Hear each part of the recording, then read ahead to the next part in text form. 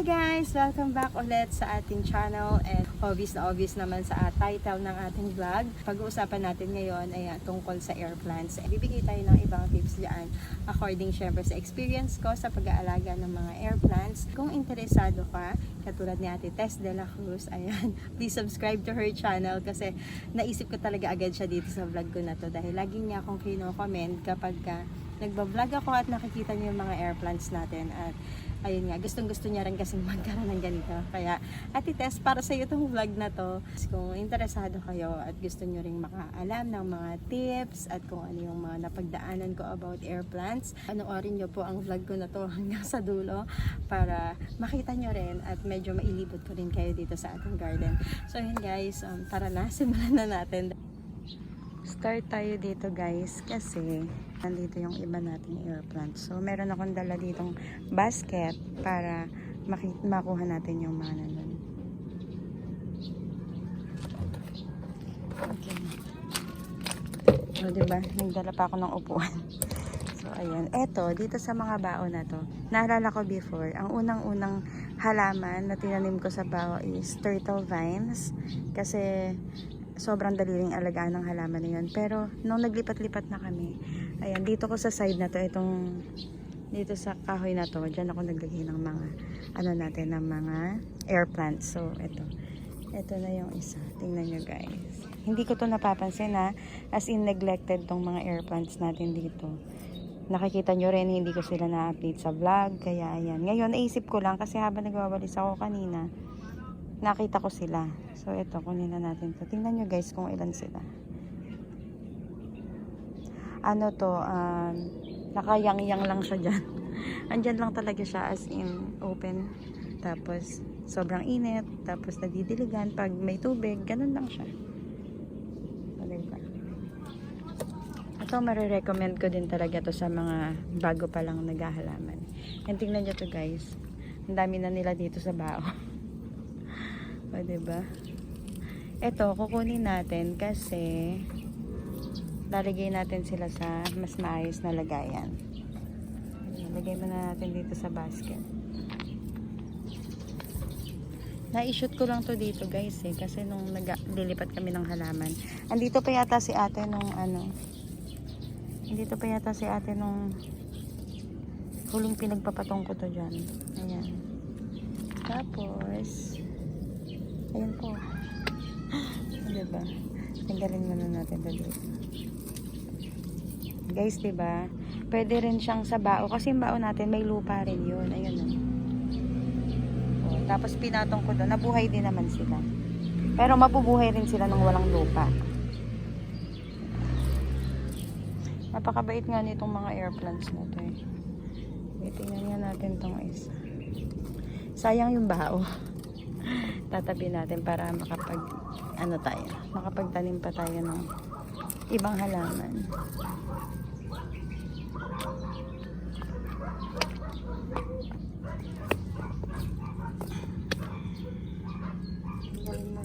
Tingnan nyo guys, hindi talaga siya nakalubog. Nakapatong lang siya. Itong mga baon na to, tataniman ko to ulit ng ibang halaman. Guys, tingnan nyo kung gano'n nakadami. Tapos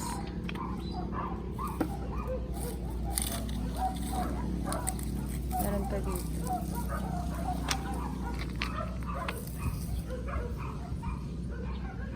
Anuhin ko to, basain ko to mamaya. Tapos kahit hindi ko muna to itanim, babasain ko lang tapos dyan lang siya. Shoutout nga pala kay Ate Tess de la Cruz. Yan yung mga gustong-gusto niya dito sa garden ko, yung mga air plants. Ayan ate. Lilinisin ko sila. Tapos marami na rin akong paghihiwa-hiwalayin. Kagaya nitong isang to. Ano na to? 1, 2, 3, 4, 5, 6. 6 na yan. So paghiwa-hiwalayin ko na yan para dumami sila ulit. Alam nyo, grabe guys. Tuyong-tuyo sila pero buhay sila. Ayan. Kaya mamaya kailangan ko tong paliguan. Ito pa.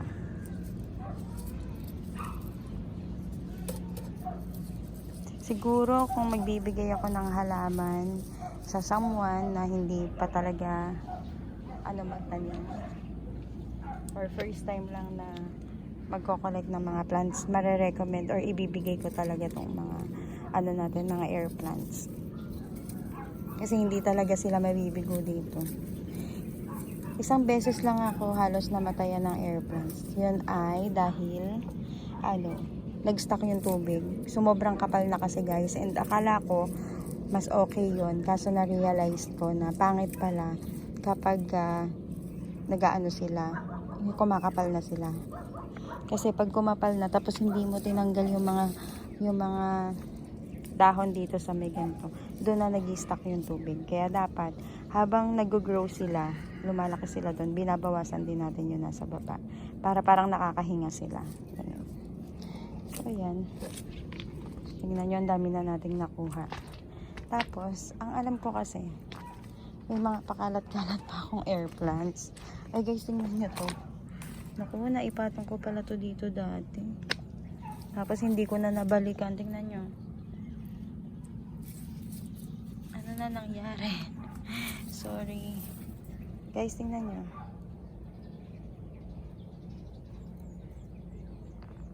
Ay, yung iba namatay na. Ay, ano namatay? Babalikan ko to mamaya.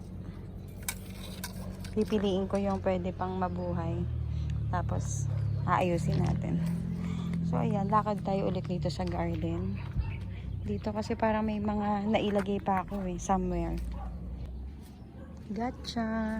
Ito pa yung iba guys. Andito na sa pot. Naipatong ko ata ito nung nakaraan. So, ito. Diba? Lagay na rin natin dito sa basket para sama-sama na sila. At mamaya, hindi ko na sila makakaligtaang asikasuhin. Tingnan nyo naman. Diba? Ang dami na nila.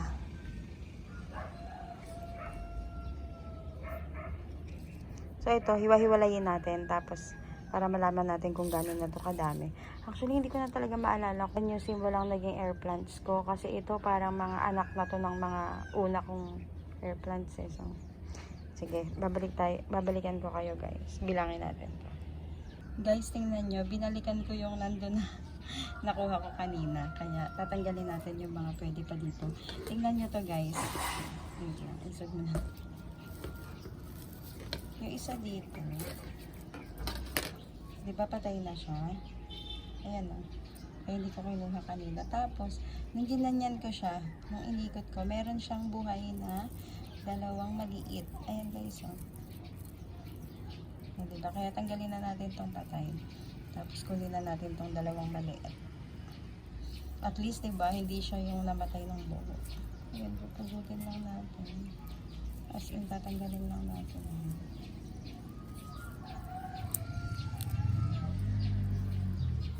Tapos, eto na yung dalawa. At may ugat sila guys. Sobrang ano talaga ng air plants, nakakatuwa. And ang gaganda niyan, parang simpleng-simple lang sila guys, diba? Pero pag season nila, tapos siguro enough yung sunlight, enough yung water, nagbo-bloom talaga sila na parang meron ditong mga iba na nagba-violet pa. Pinost ko yun dati sa TikTok. Yan.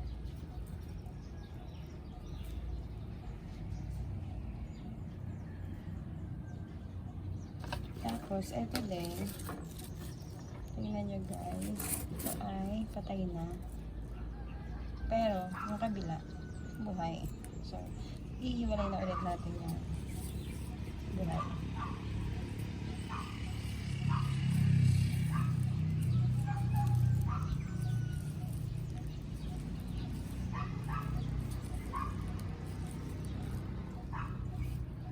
Ayun, patay na siya.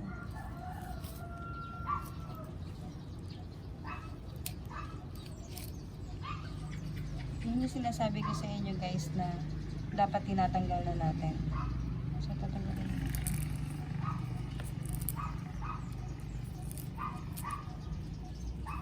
Para yung roots niya nakakahinga.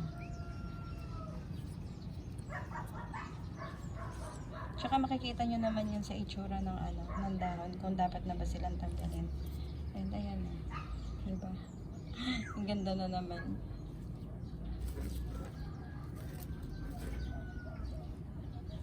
Ito din. Ayan, tingnan nyo to. Pagkakaiba ng dahon niya. Kaya ayan, tatanggalin din natin yan. And alam nyo ba guys, nasubukan ko din to na wala siyang ugat. Pero nabuhay siya. Kaya syempre, mas maganda kung may ugat. Lalo na sa mga takot mag-risk. Ayan. So, patingnan nyo to.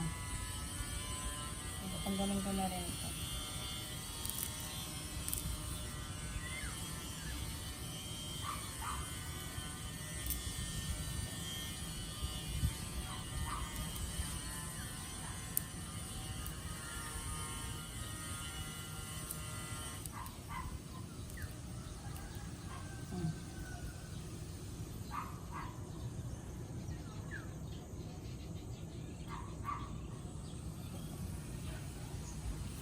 Ayan, wala nang natira dito, mga patay na to. Ayan dito. Tapos ito naman hihibay natin. Tinanong ko yung mga air plants. Tingnan nyo to. 1, 2, 3, 4, 5, 6. Anim na to. Pag-iwalay na natin. Na yung mga air plants natin na natanggalan ko na ng mga dried leaves sa ilalim, tapos napaghiwa-hiwalay ko na rin sila. Tingnan nyo, ang dami. So ito mamaya hahanapan natin to ng paglalagyan. Pero sa ngayon, lalagay ko muna sila dito sa basket, tapos didiligan ko sila. Tapos dyan lang muna sila habang hinahanapan ko pa ng paglalagyan natin.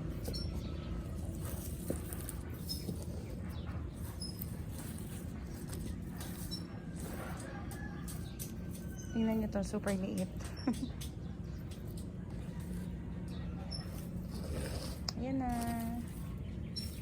Malinis na sila.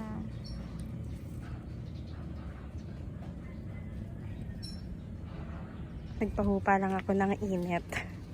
At papakita ko sa inyo kung saan ko nilagay yung mga air plants natin kanina.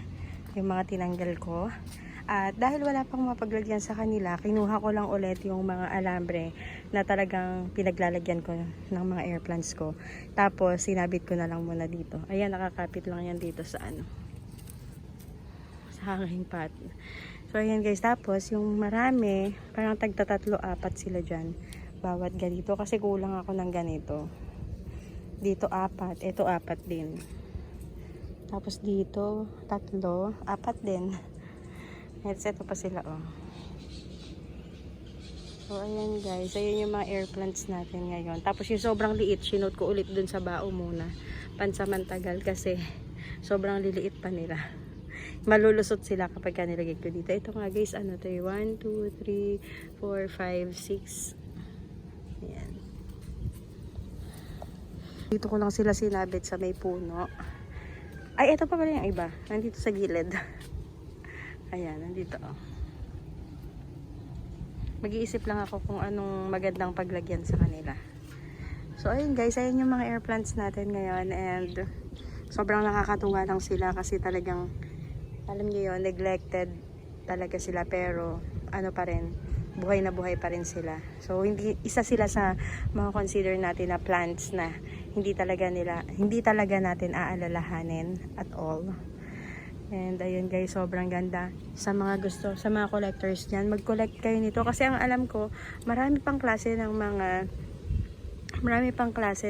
air plants na mas magaganda talaga sila. And may time talaga na pag season siguro nila, lumalabas yung mga kulay nila na hindi mo aakalain na ganun pala yung mga kulay nila. Ang alam ko, nakapag-post ako nun dati, naging parang maroon at saka violet yung mga tips ng mga air plants natin. Ang gaganda nila, and so far okay na muna sila dyan habang nag-iisip ako ng project kung saan ko sila ilalagay ulit. Silipin ko kayo ng konti dito sa aking garden, ayan, backyard. And kung mapapansin nyo, meron ako dito mga ganyan dahil ito pong ating garden, ang ano niya, garden resto at the same time. Enjoy nila yung view ng ating garden dito, ayan. Tapos kasi pagka sa gabi, bukas na yung mga lights natin. And talagang nakaka-relax dito sa gabi. Kung hindi pa po kayo nakakapag-subscribe sa ating channel, please do subscribe. And don't forget to hit the notification bell para lagi po kayong updated sa lahat ng mga ganapan namin, of course, dito sa Gotome Garden and sa aming buhay probinsya. So, ayun guys, sa susunod ulit. Bye!